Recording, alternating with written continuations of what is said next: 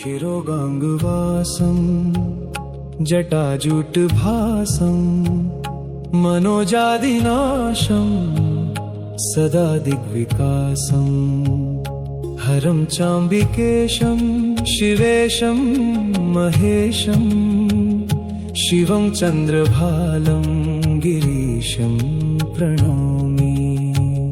शिवं चन्द्रभालं गिरीशं प्रणौमि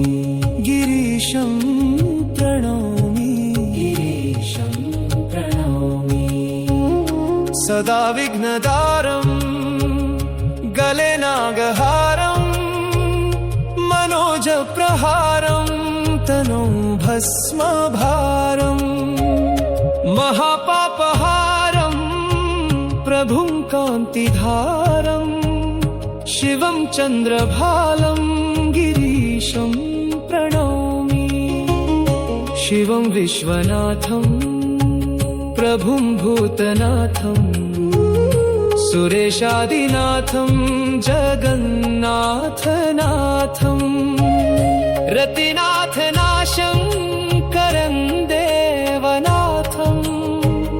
शिवं चन्द्रभालं गिरीशं प्रणौमि धनेशादितोषं सदा शत्रुकोशं महामोहशोषं जनानित्यपोषं महालोभरोषं शिवानित्यजोषं शिवं चन्द्रभालं गिरीशं प्रणौमि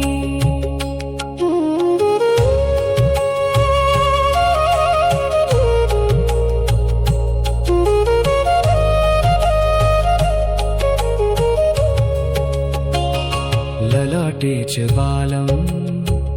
शिवं दुष्टकालं सदा भक्तपालं दधानङ्कपालं महाकालकालस्वरूपं करालं शिवं चन्द्रभालं गिरीशं प्रणौमि परब्रह्मरूपं विचित्रस्वरूपं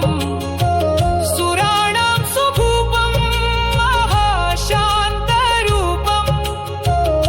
गिरीन्द्रात्मजा संगृहीतार्धरूपं शिवं चन्द्रभालं गिरीशं प्रणौमि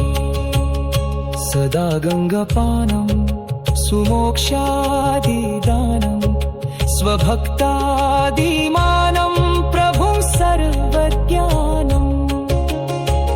डमरुं त्रिशूलं कराभ्यां दधानं शिवं चन्द्रभालं गिरीशं प्रणौमि अजिनादिगोहं रतिनाथमोहं सदा शत्रुद्रोहं शिवं निर्विमोहं विभुं सर्वकालेश्वरं कामद्रोहं शिवं चन्द्रभालं गिरीशं प्रणौमि शिवं चन्द्रभालं गिरीशं प्रणौमि प्रणौमि प्रणौमि द्विजन्मानुसेवं प्रभुं देवदेवं सदा भूतसेवं गणेशादिदेवं पतङ्गा